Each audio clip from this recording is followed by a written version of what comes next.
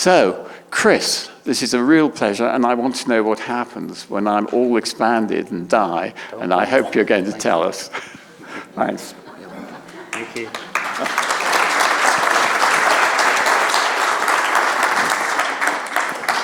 Good morning, everybody. I think Peter's done a wonderful job of setting the context, but like many introductions, he's kind of raised expectations rather high. I'm pleased that the Scientific and Medical Network asked us to speak to you today about an ongoing project. Our focus with the project is to provide one of the very small jigsaw pieces in this much larger picture. We're trying to do this in an empirical, grounded way.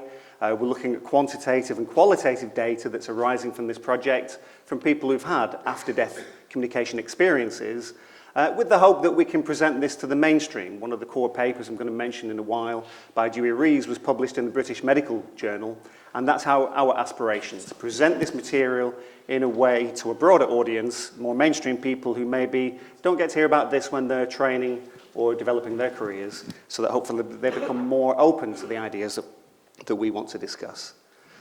Originally, this was going to be a joint presentation between the principal investigator, Evelyn Elsesser, and myself. Unfortunately, Evelyn's fallen ill and has been unable to travel from Geneva to join us today, so I'm taking over her part of the talk as well. Hopefully, she'll be able to listen in to the live cast, or if not, she'll see the recording later on, and hopefully I do a good job of her part. We should be able to get her on briefly at the end. Oh, fantastic, so she'll be able to come on later on.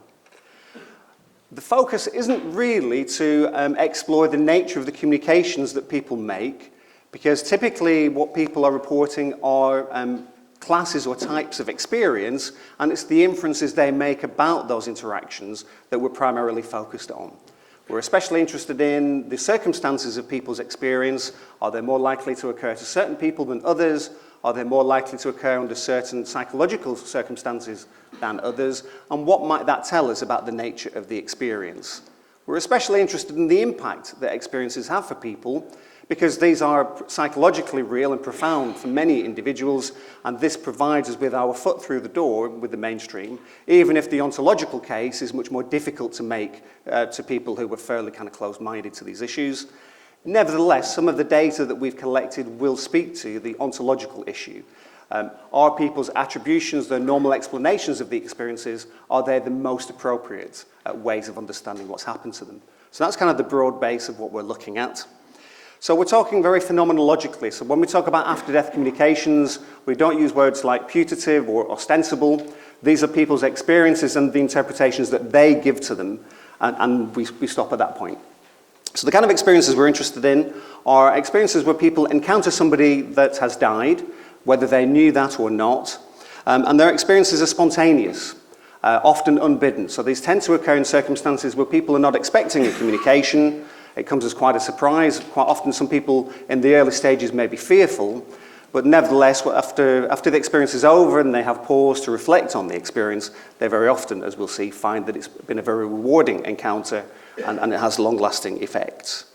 So these are also direct experiences. They encounter the phenomena directly rather than it being mediated, for example, by mediums or in other ways, through ITC, for example.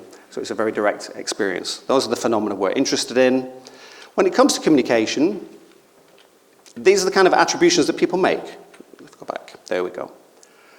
So generally, there seem to be different kinds of message, and they kind of overlap one with another. So very commonly, people interpret their encounter, even if the person, for example, doesn't speak to them, if there's no overt communication attempt, that this is a signal that that person continues to live in some form, that they're still well, that they've recovered, for example, particularly from the kind of traumas that might have led to their passing, that now they're still retain those human bonds with the living person, that they're still interested in them and still support them emotionally and psychologically in various ways.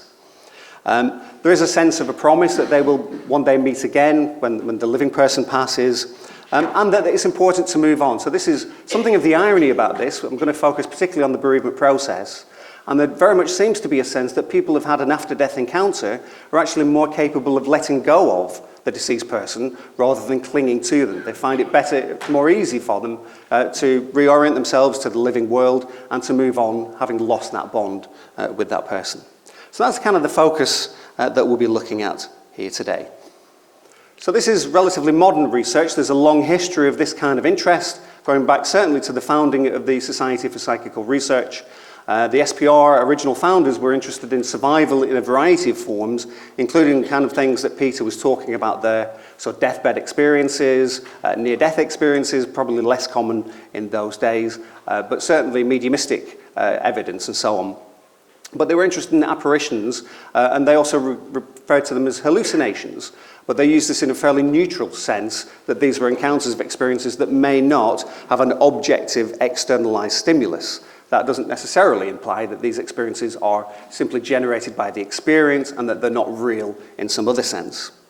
So here we have Gurney and Myers, for example, and one of the original papers looking at apparitions occurring soon after death was particularly focused on what are called crisis apparitions. So these are those situations where at the moment of passing, in some way that person who's dying is able to communicate with living people who are especially close to them in order to signal to them that they are passing, that their time is over. They collected together quite a large class of phenomena, a large class of experiences. When they analysed those, what was particularly interesting to them was how they clustered around the point of death. So crisis apparitions, typically in the literature, refer to the period about 12 hours before to 12 hours after the person's passing, and there seems to be a concentration of ADCs in that period, and they tend to fall away exponentially afterwards. So you're much more likely to have an experience in your first day, your first week, your first year, than you are as time passes on. However, in their sample and also in ours, there were people who had no ADC for 10, 15, 20 years, and then had a spontaneous experience. So that can still happen. So that's what this little, if you can see the pointer, yeah, you can. The little mountain shape here is just the incidence, the frequency, and they are certainly much more common at the moment of death. That's from the Gurney and Myers paper.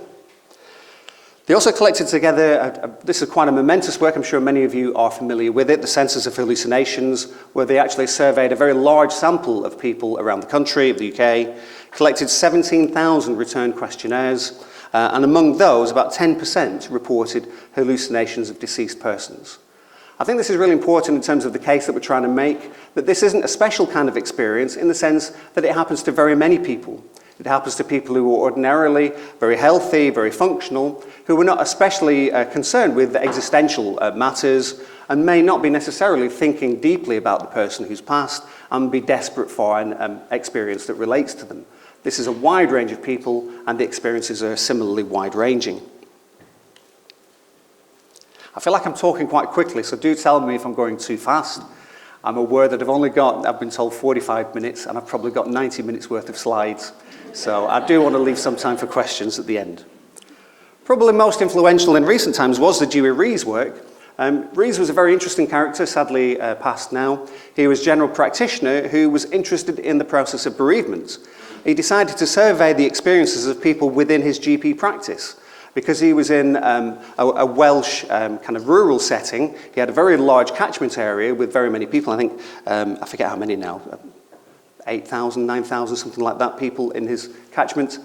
And he reached out to all of those on their register who had recently lost somebody in order to explore the psychological features of their bereavement process to see if there was more that he would be able to do to help.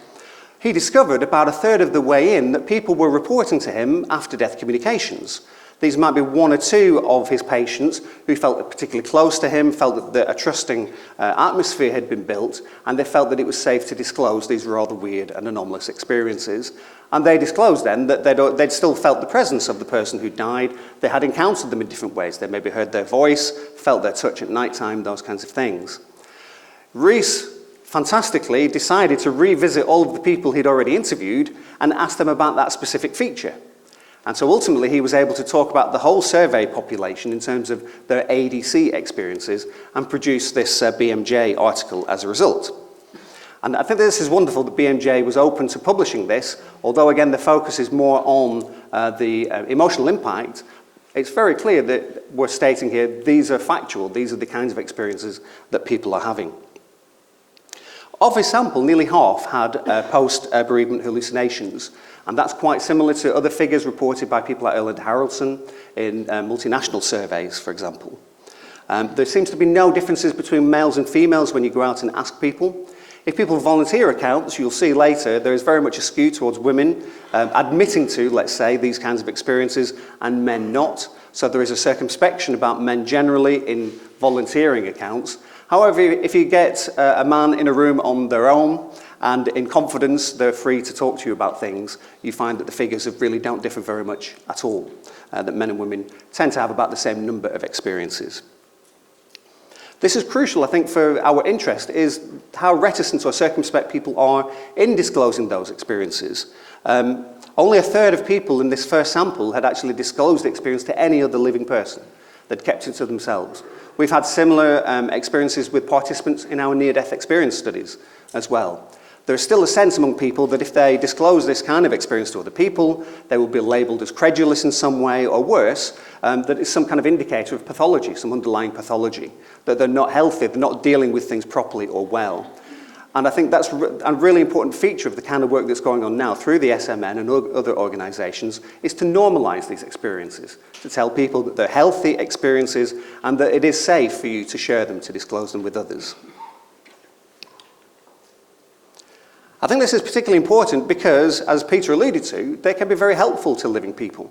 People get reassurance from this. They have a sense that things aren't as bad as they initially seemed. This was particularly true, for example, 2/3 were helped by having had this experience. They found that it was a support in dealing with the bereavement process. Only 6% found the experience unpleasant, and about a quarter of people found it neither one thing nor the other. And again, this is among a community of people for whom this happened spontaneously and unexpectedly, who didn't have any resources really that they could draw on to help them make sense of the experience. And that's often a cause of distress, that people don't really know how to make sense of this because no one else has shared their accounts of it. Rees hypothesized that the incidence of hallucinations would be greater in those people who had a longer relationship with the deceased person. And indeed, that's what he found when he analysed the data. So the longer that bond, the more likely one would be to have an ADC afterwards. Though, of course, we wouldn't then want to interpret this as meaning that if you haven't had an ADC, that has any implication for the nature of the bond you had with that person. And there's other notable research that's worth mentioning as a background. Eminent figures such as Ian Stevenson and Erlinda Haraldson, there's still PhD work, people like Rebecca Smith at Coventry, who are very interested in these issues. And there seems to be an upsurge of interest, and we're trying to catch that particular wave, I think. Most recently, Cal Cooper, a colleague of mine at the University of Northampton, his PhD was specifically in the impacts that having an ADC might have on your sense of hope, in particular for the future. And hope, in psychological terms, has a more particular meaning in terms of one's capacity to build and plan for the future, to engage actively with the world around us. He had a quasi-experimental design where he recruited, so it's a purposive sample, he actively went out and recruited 50 people who had recently been bereaved and had had an ADC, and another 50 people who'd recently been bereaved but had not had an ADC, to see whether there are any differences between those two groups in terms of their ability to deal with loss. He also asked the ADC group to describe their experience afterwards. Again, what we find is that there's that immediacy, so people tended to have their experiences very close to the time of passing, so they were much more common than later on. Very often people were not expecting this. This did come as a complete surprise. People weren't wishing for this or hoping for it or expecting it, but nevertheless, they tended to happen. And in terms of impact on hope, both groups suffered a loss in hope. The future was less meaningful for them. It was more difficult for them to make plans excuse me, for the future. But in some ways, the ADC acted as a buffer against that. So people were able to maybe resist that a little bit more if they'd had the comfort of having had that extra encounter with the deceased person. So here's Evelyn making an appearance. It was coincidentally at an SMN event that I first met Evelyn, and we went for dinner at the end of one of the days, and we were talking about ongoing projects. She mentioned that she had recently got some funding to do this particular project, and I then mentioned that Cal Cooper had literally just finished his PhD looking at exactly the same issue. One thing led to another, and we've ended up collaborating on this. And it's certainly expanded, it's grown to be a much larger thing than I think either of us originally expected. We were very optimistic, very ambitious in the aims that we set. the kind of questions that we might want to explore or interrogate through the data we wanted to collect. And it fell really into two broad categories. One category is to understand or account for the phenomenology of ADCs, in particular the demographic features, so what kind of person has an ADC under what circumstances, but especially what form does that ADC take, and are there patterns or associations that we can identify? If you have one particular feature, does that tend to be associated with one demographic factor? Does it tend to be associated with other features of the ADC? So if we have a substantial enough sample, we're able to look at some of those association questions, and that was quite exciting. Also, from the very beginning, it was intended for this to be a multinational survey. Rather crudely, the way in which we've managed that in practice is by having 3 language versions of the survey that we've sent out to people, an English, a Spanish, and a French version. Clearly, that doesn't separate by borders or cultures in any kind of incisive way, but we've thought that might be useful to see if there were broad differences or distinctions, maybe based on culture or background in those experiences. But also, we're especially interested in the impacts that the ADCs have for people, and to try and interrogate that, maybe in a little bit more detail than has been done before.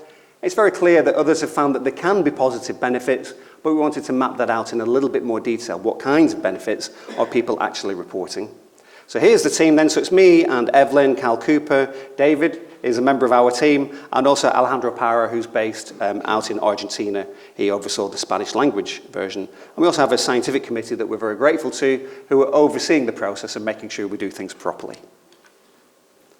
In doing it properly, the first stage is, these days, to ensure that you have ethical approval for the project that you're conducting, and we went through that process at Northampton, and also, crucially, to pre-register investigations. Pre-registration is a big thing in the social sciences at the moment because of the capacity for people to play around with data, to analyse the collection of data that they have in different ways, identify things of interest, and then construct articles or papers just around those elements, rather than reflecting the actual journey that they've been on. And there are consequences for that in terms of making errors, in terms of claiming significances where there aren't really any. So it's really important these days to make sure that you pre-register your studies in advance and you commit to a particular strategy for how you're going to collect data, when you're going to stop collecting data, and how you're going to analyse the data that you get. So we've been through that process. One of the main shifts away from the Dewey-Rees method was to expand numbers, and we can't do that if we're going out and interviewing people face-to-face. That's incredibly labour-intensive, and particularly the transcription phase that follows it. So we decided to use an online provision method. There are downsides to this. Some people are not particularly IT savvy, would be less comfortable with completing a survey online. For others, it's an advantage because it's more anonymised, and for areas, for topics that are quite sensitive or controversial, people can find it a little bit easier to disclose things that they might want to disclose face-to-face, even to a stranger. So we decided to use the JISC online survey platform. This is something some people in the room might remember as Bristol Online Surveys. So it's quite a sophisticated platform that allows you to devise your own questionnaires and to organise the material. We sent out the link to interested parties, so particularly through Evelyn and through our own connection of interested parties, to invite people who've had an ADC to think about taking part in the study. Their first go-to was to a web page that would describe the project in a little bit more detail, give them a sense of what participation would entail, and if they were still interested, to click through to a survey platform, where they would be given a unique identifier, and then they could start to complete the questionnaire.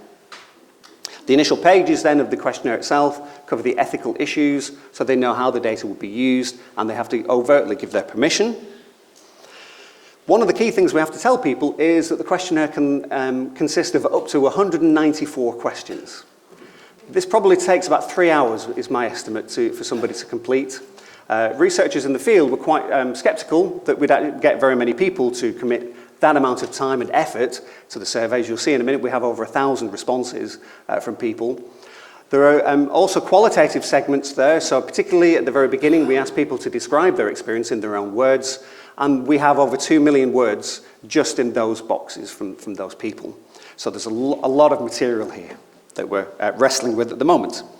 So we have a collection of closed and open questions. So we have closed questions that say, have you had this kind of an experience? Yes, no, or unsure.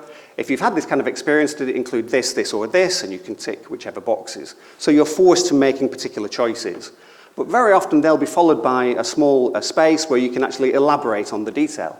So for example, if you've had an auditory experience, but it wasn't like hearing somebody speaking to you, you have an opportunity to explain in a bit more depth what you mean by that. What was that like in your particular instance?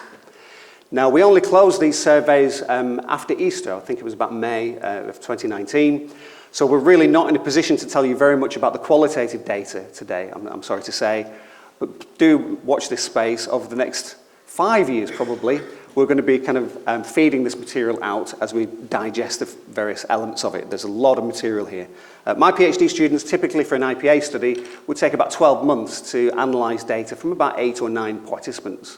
And we're dealing with over 1,000 people who've given us extensive accounts. So we've got a lot of work ahead of us. So as I say, when we get onto the ADC part of the survey, participants begin by giving an account, in their own words, of one of those experiences, the one that's been most meaningful to them. We do this at the very beginning so it's not contaminated by the nature of the questions that follow it. Of course, as researchers, we have particular interests. We want to drill down into particular features or aspects, but we don't want that to influence the way in which our respondents think about their ADC. So it was really important for us to begin with, blurt it all out, just in your own words, give us, in as many or as few words as you want, a description of your experience. And after we have that, then we're still going to ask you maybe more directed questions about features of it. Then we have a set of questions which are about the modality of the experience. When we think of ADCs, we might commonly think of those as being visual in nature. That's actually not especially prominent. Certainly the most common type of experience would be in somebody's dreams, a dream encounter. And of course, some modalities will co-occur and sometimes they won't. So people might see somebody and also hear them, but on other occasions you might have one or the other. So we're very interested in looking at those features separately and then possibly mapping them together. So I'm giving you this as a kind of background so that when we come to the data, you'll know where some of those numbers came from. We did include sleep anomalies. That certainly was a common feature in some of these earlier surveys, that people would have experiences in dreams, so they are very aware that they are asleep and dreaming, but these experiences are not dreams of the common or garden type. There's clearly something very momentous about them. There's something tangibly different about them in their experience, and this is a real encounter in some way that's mediated by the dream state, rather than it simply being them dreaming about the person that they were close to. We wanted to look at crisis cases in particular because these may be especially evidential. So following Ian Stevenson, we're very interested in evidential questions that might be addressed somewhat by this approach. Even though the accounts are subjective and we're not in a position to verify features, nevertheless, some types of evidence are more evidential than others. If people have an experience that's very close to the point of death, at a time when they were unaware that the person was even poorly, then that is much stronger evidence than somebody who has an experience when they know that person's died and they're grieving for them. We explored different aspects of circumstance. So some of these are physical, environmental. So the kind of lore is that people tend to have ADCs at nighttime and kind of the dusk to dawn period. We're just after Halloween. So it's that kind of period where people's attention may not be particularly focused, and it may be more likely or more possible for them to have confused an ambiguous stimulus for an ADC. That tends to be the common trope, the standard skeptical explanation. So we wanted to explore that in a bit more depth. Is it actually true that ADCs tend to occur at night time? Do they tend to occur under difficult illumination conditions, or when people are drowsy and not particularly focused on attention? We wanted to explore that. Ooh. But also other features of the experience. Did it matter who the person was? Were some relationships more likely to lead to ADCs than others? And especially we're interested in impacts on the person in terms of their belief system, in terms of their sense of what it is to be a human being, but also the sense of their relationship with the deceased person and their belief in an afterlife. So we wanted to look at the range of those things. Okay. So that's a bit of background. You've got a sense of what we were hoping to discover. The original target of the project was to collect 200 cases for our analysis. We ended up with over 1,000. All of these surveys are closed now. They were all pre-specified to be open for a limited period. So we're quite overwhelmed by this. As you can see, overwhelmingly as well, the respondents are female rather than male. So many more women than men have completed the survey. The mean age is kind of middle age, which we might have expected. but there's a very healthy range. So some people are extremely, relatively young in the sample, and some people are relatively old in that sample. So I feel like we've got quite a broad breadth of experience here, and people whose encounters are from a variety of different backgrounds. We wanted to look at sample demographics because this kind of makes the case that what we have here are people who are healthy and functional. We have here people who are comparable with the general population, so people who've not had ADCs, in terms of their emotional, personal relationships, in terms of their occupational relationships, their ability to hold down a job. These are people who are relatively well educated in comparison to the norm for these different societies. So these are not people who, on the face of it, in a glib way, could be dismissed as being particularly credulous or believing. They're relatively well educated as a sample. Frankly, some of that may be an artifact. It can be a function of the way in which we've invited people to complete the survey. You need to be somewhat more IT savvy, and that's going to push towards people who are better educated or have more exposure to computers. A majority, so for most of these analyses, I've not bothered including percentages because we have 1,004 in total. Very often we have some missing data. So an important ethical aspect of the study was participants were free to omit any item they wanted. That might be on emotional grounds. There are some things they maybe don't want to share with the researchers, even though the data are given anonymously. But a consequence of that is that sometimes if they miss an item by mistake, we don't encourage them to go back to it and check that they really meant to leave it blank. So there are some blanks in here on occasion. Some of the blanks that you'll see, so some of the missing data, are because people have answered no to an early question, so clearly we don't ask those follow-up questions. That's something I didn't mention, so although we have 194 questions in the survey as a whole, the survey is an intelligent tool, so it recognises the way in which you've answered earlier questions and only presents you with later questions that are relevant. So if you report that you've not had an auditory ADC, it will not ask you any more questions about auditory features. It'll move straight on to the next section. So in practice, some participants would have responded to many fewer questions than did others. So in the sample then, nearly 80% of people, well actually it's slightly over 80%, isn't it, the way this works? No, 79.8 on this case, yeah, exactly, had more than one ADC. That's quite unusual. That was unexpected, I think, for us because our sense is that for many people they have one spontaneous experience and that is enough for them. That certainly has been my experience in working with other databases. So I've spent some time working with the Alistair Hardy collection in particular, where people in that submitted letters to Alistair Hardy that described experiences of this type. And on those occasions, very often it seemed to be this one singular experience which has stayed with them for a long time that they wanted to share.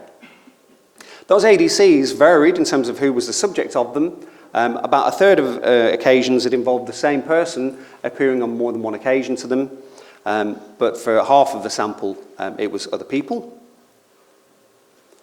If we move on to the modalities, we see then that with seeing, only about a third of our sample actually reported seeing the ADC.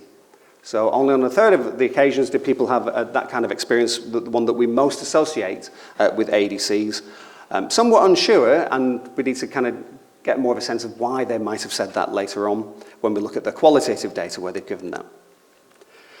Oh, sorry. So these are sense of presence. I do apologize. So sense of presence is a situation in which people don't have any overt phenomenal experience. They just have this compulsion that there is somebody here, that person is close, and I can identify who that is. I can identify their character. What's really interesting about the follow-up question here is that people were able to locate that person in space. So there was a real sense that there is somebody here, I can feel them, I can't sense them in any other way. So tactile, I don't feel a sense of touch. I can't see them and I can't hear any noises, but nevertheless I have a sense that they're right here, they're at this point next to me. So that was quite a common response to it. Here is voice. About 43% of our sample heard the deceased through their experience. Half of our participants didn't.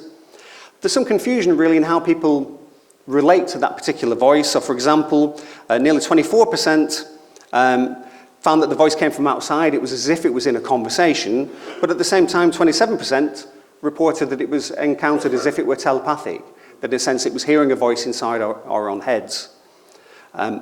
Nevertheless, those people who had an auditory experience didn't regard it as like the kind of internal voices that we commonly experience. It wasn't simply their imagination, it wasn't that kind of a voice inside my head. It was much more as if it were external, but maybe internally generated. Physical contacts are, I think, particularly interesting. They tend to occur most when people are very emotionally close. They tend to be the kinds of reassuring touches that you would get from that person, an arm around the shoulder, kind of a hug at night time. Those kinds of experiences are very common. They're quite heart-wrenching to read these individual accounts when you see them. And nearly 50% of this sample experience different kinds of touch experience from their deceased encounter.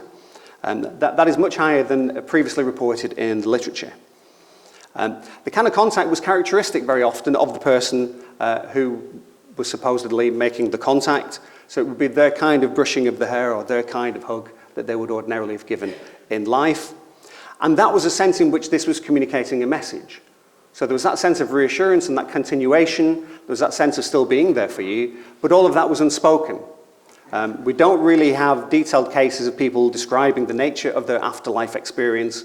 We have much more of a focus on retaining that bond with the living person, still being there for that person, just giving them that sense of reassurance.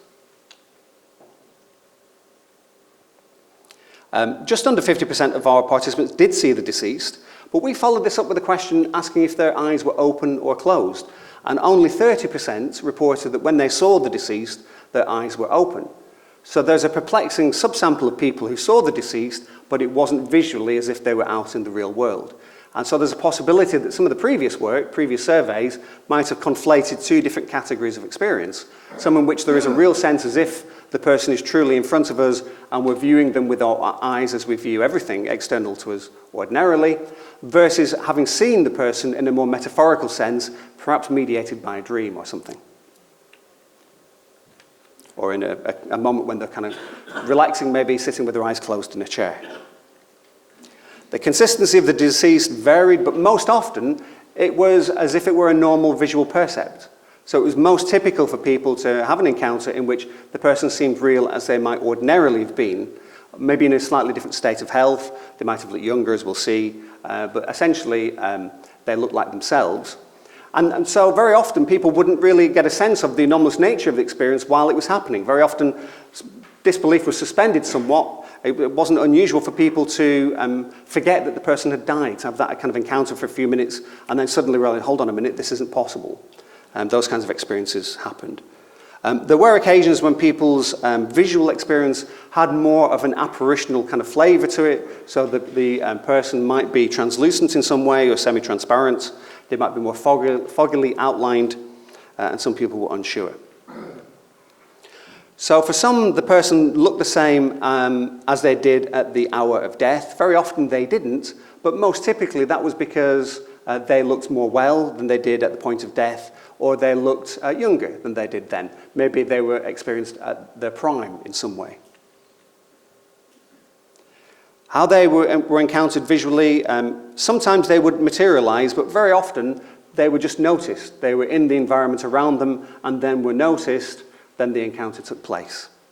Their leaving was more varied, and that might take those different forms, so dissolving or fading, or suddenly disappearing once the person's attention distracted for a second or they blinked.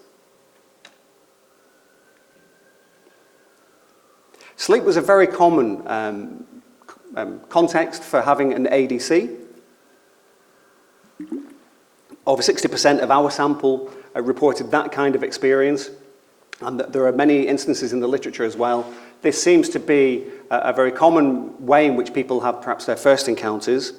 There's a deep conviction that this wasn't a common or garden dream, that this was different from an ordinary dream. It was more real in some way. Even if I was in that state of mind, this wasn't just my imagination or fantasy. And very commonly when people have the dream experience, understandably, they were soundly asleep or just about to drift off or wake up. I think the falling asleep and waking up, the so-called hypnagogic and hypnopompic experiences feature quite strongly here, perhaps because they're more memorable as well. So there may be dreams, encounters that occur during dreams that are actually forgotten when the person wakes up. But as we're drifting off to sleep and waking up from sleep, our memory faculties are still working, and so some of those might be more available to us.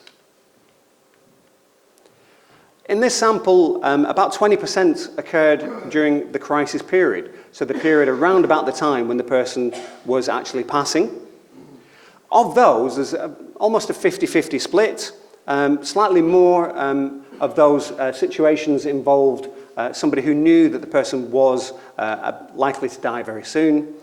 But there's a healthy sample of over 100 cases where people didn't know the person was expected to die, and this experience in a way signaled to them this was the first information about that person passing.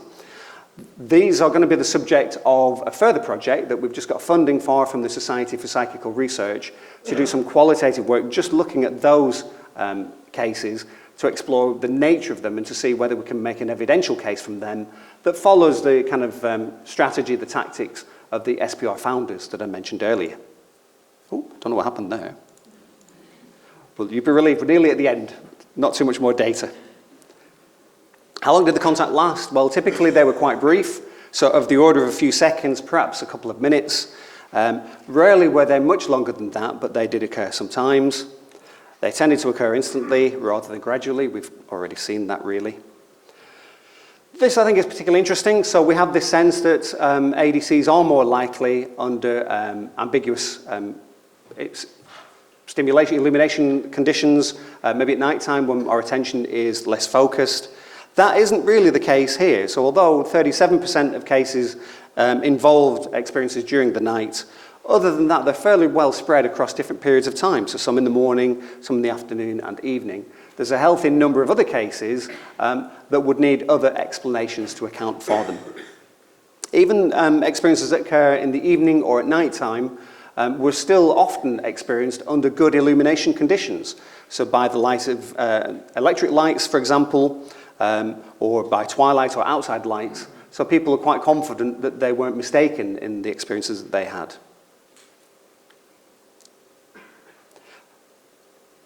So we have the subclass of experiences where people were fast asleep and had their experience in dreams, but otherwise people report that typically they were awake and active. They were engaged in something else, they weren't especially thinking about the person when the experience happened, they were doing something else, and suddenly this happened to them. So I think there's something interesting to look at around that in terms of people's needs being addressed. Nevertheless, people were clearly often in a state of bereavement. They were struggling to cope with their loss. They were thinking about the deceased person quite commonly or frequently, and the person may not have been very far away from their thoughts, even at these moments when they were actively engaged in something else. That seems to be quite common. A subgroup of people were overtly thinking about the deceased in the moments immediately prior to the ADC. More were not, but as I say, that may still be part of the broader context. Evidentially, it's really interesting to look for cases in which there may be more than one recipient having the same kind of experience. So we paid careful attention to ask people if they were alone when they had their ADCs. Surprisingly high, 35% were not alone at the time of their ADC. So there's a lot of people in the sample, 350, just over, who had other people in the company at the time they had their ADC. But among those, in the majority of cases, they were the only ones who perceived the contact. So this kind of argues against an external source being responsible for the experience. It seems to be internally generated in some way for those. But again, we're particularly interested in these 115 cases, and even the 37 where people are not quite sure one way or the other, to have a look at their qualitative accounts in much more detail. What's going on in those cases, and based on the testimonials that we get here, can we make a plausible case following Ian Stevenson, that these can be established as ontologically real in some way to scientific standards. And then another really interesting area that we can focus on is the sense that people had a noetic experience. So they were introduced to information material that was unknown to them previously. And there's a subclass of cases there that we're particularly interested in looking at and finding out about the nature of the information that they were given to see to what extent that is subsequently verifiable and presents an evidence case for the ontological reality of the ADC itself. So in terms of the impact of the ADC, so psychologically we're very interested in how people have been transformed by these experiences. And very commonly in the period up to the ADC, people were in a parlous state. They were extremely sad or in deep mourning very often.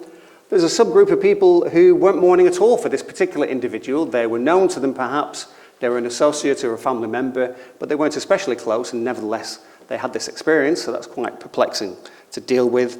But many people were sad to some degree. Having had the experience, and this I think is the most rewarding item in the survey for me, a large majority of people treasure the experience. It's one of the most profound and important experiences of their life. Ironically, given what we were saying before about people being reticent to disclose it to other people, people are carrying these experiences with themselves, and they mean so much to them. And they're typically very glad that the experience happened. Only 11 in our sample of over 1,000 wish that their ADC had never happened. So these are certainly not experiences that people should be afraid of or fearful about them happening in their future.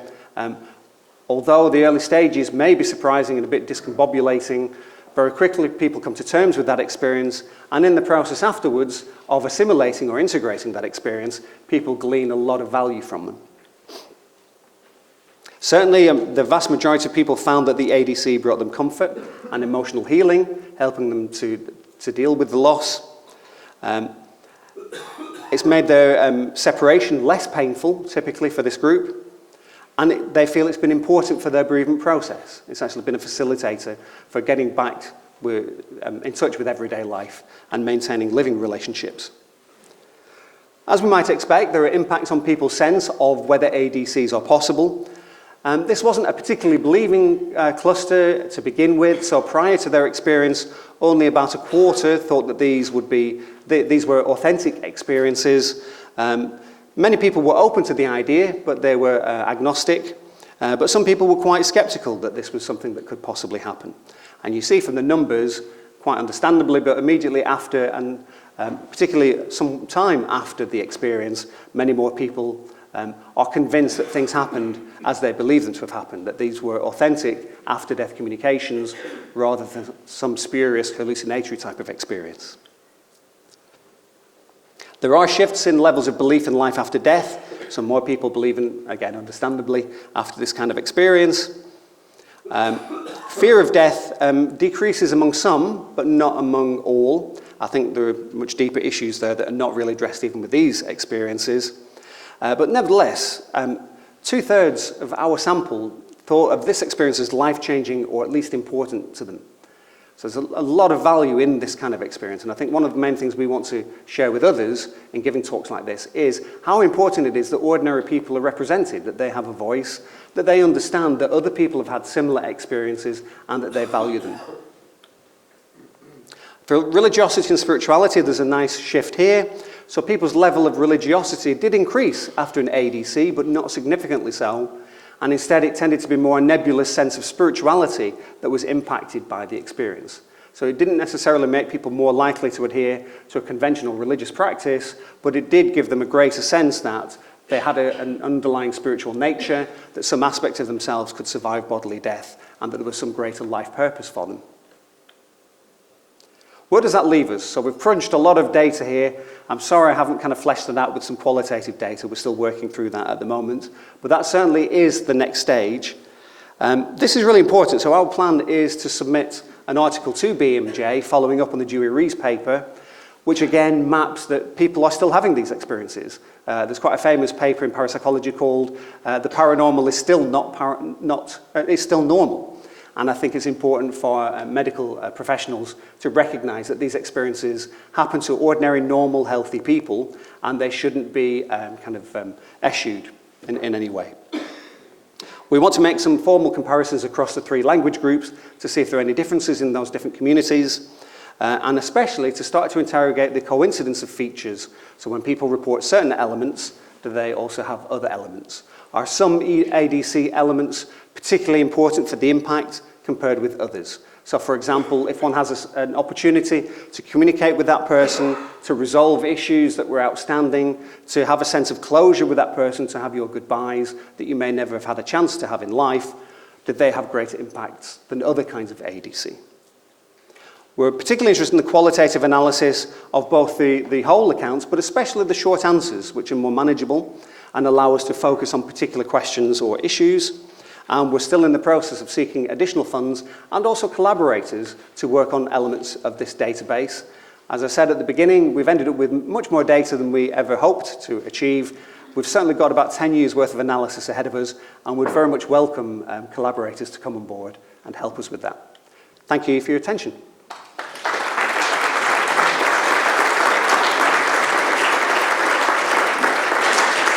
That's 10 minutes.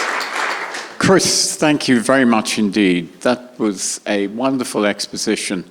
Of course, we've come onto this with near-death deathbed coincidences, and it's really interesting to see you take it forward.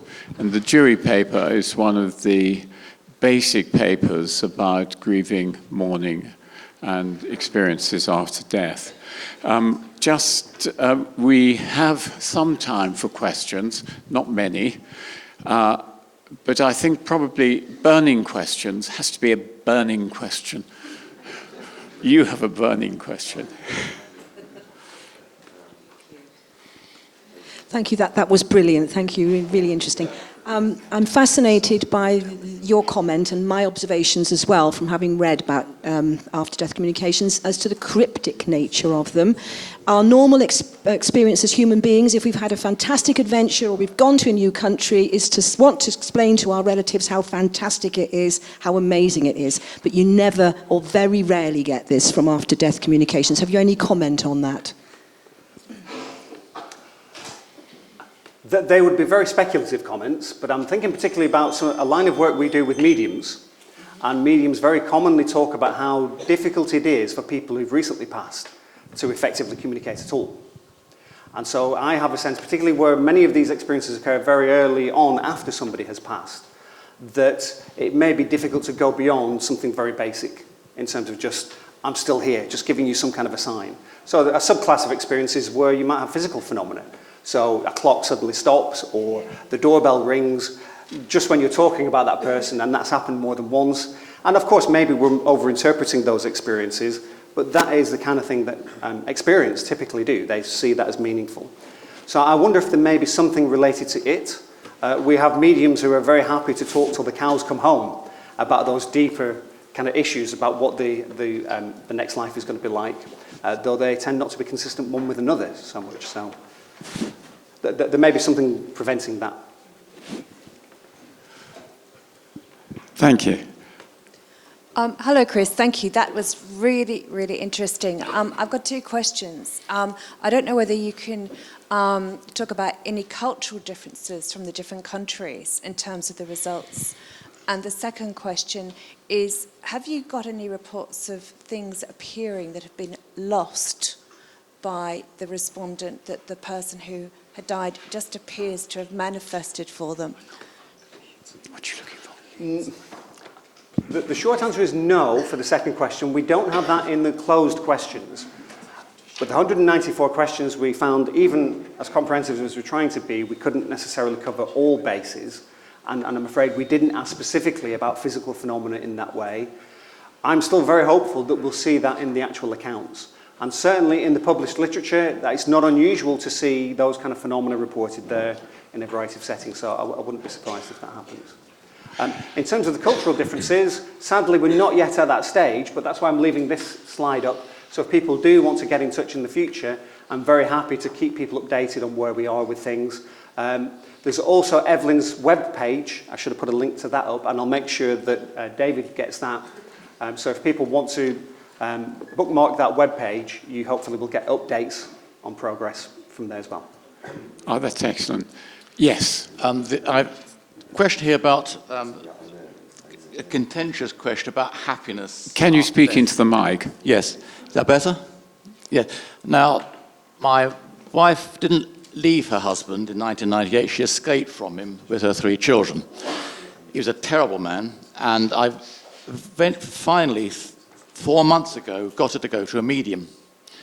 And the medium, he found it very difficult. He said, I've got to be careful how I approach this, because this husband died 6 years ago. And he said, I have here a violent man who's been terrible to his family, but he's extremely apologetic and guilt-ridden. Now, this I thought was quite remarkable, because he not only at that moment had changed my wife, much for the better, but for her younger daughter, who finally said, I see John, that's me, as a dad. Now, this raises several questions. The impact this had on the family was quite phenomenal. Yeah. But there's another question that I'm always burning on this. Have you finally been able to eliminate the factor of super psi? The living agent? Because I knew everything that was being said. But the medium was fantastic. He really had things he couldn't have known, except by me sitting there, super psi. Yeah. I think for many of the types of evidence we're talking about just now, I think it is extremely difficult to rule out a super psi kind of explanation. I think your investment and your needs could very easily be primary in that kind of a situation. I think there are other classes of evidence, and certainly when Steve Browdy talks later, you I think, should think about catching him and speaking to him about some of the phenomenal cases of mediums who are overshadowed and have the most exquisite of talents or abilities that go way beyond the ordinary incarnated abilities, that are characterful as well. They're very typical of the person who has lived and died in a way that are very difficult, I think, practically to piece together to give this show that you're experiencing. But this isn't the first time it's happened. And when my mother died, this was 4 years ago, I certainly she came to me 24 hours after her death. Mm-hmm. And she was there solely to apologize for the previous 60 years. And she can't be happy. But something I think happens probably in their life review that says, look how you've been, you've got some apologizing to do. Exactly. And it's probably to have a better next life, probably. Yeah. They've got to do that. I think the lesson for me is that there is hope for us all, and we shouldn't give up on anybody. Okay, I think that's an interesting question and statement because of the life review. It's very important. Right. We have Evelyn with us, but I don't think we have a voice yet, so it's just a okay. Do we have a question? Over here. Yes, over there. Thank you, Chris. Just a quick question for everybody here. How many people have experience NDC here? ADC, sorry. Oh, that's common. Yeah, that's about a third of the audience for you who can't see.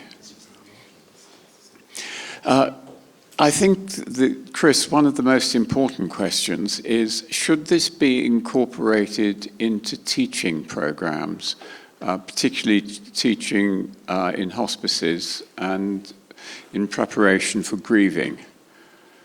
Absolutely. So one of the projects that we have been involved in at Northampton has been looking at the experiences of psychotherapists and counsellors and clinical psychologists, rather, not psychiatrists. And particularly those who work with clients who disclose anomalous experiences. One class of those are situations in which people have gone for counselling for bereavement purposes, and in the course of those sessions have disclosed ADC-type experiences. Very commonly, there's a strategy they adopt, so they put their toe in the water a little bit, they introduce the topic in a very broad sense, they gauge the reaction of the therapist, and based on that they decide whether or not to go into a little bit more detail about their personal experience. Very often their experience is negative. They feel like they've been shut down or marginalised. Their literal experience is treated as if it were metaphorical and can be used in that way for therapeutic purposes, and so they feel unlistened to. When we've interviewed therapists, similarly, they complain that they have not been trained at all in this area. They feel completely out of their depth when clients disclose this kind of information, and they don't know what to do with it to help the client. They're particularly concerned about endorsing delusional beliefs. And so they shy away from it, but realise that there are negative consequences by shutting down on a particular line of conversation, particularly in this, ironically, this supposedly safe space. So there are deep issues here, and we're certainly engaging with that community to educate them about the commonality of these experiences and that there's nothing to be afraid of. In actually honouring the experience, as we do with many other experiences, we're not necessarily endorsing a particular interpretation of it. And that's an important distinction. So it is safe for you to say, tell me more about that experience. Let's see how we can make sense of it for you. How do we process it and move on? Yes, over there. Thank you very much, Chris, for your work. And I also have done research on ADC. And just to follow up on what you've just said,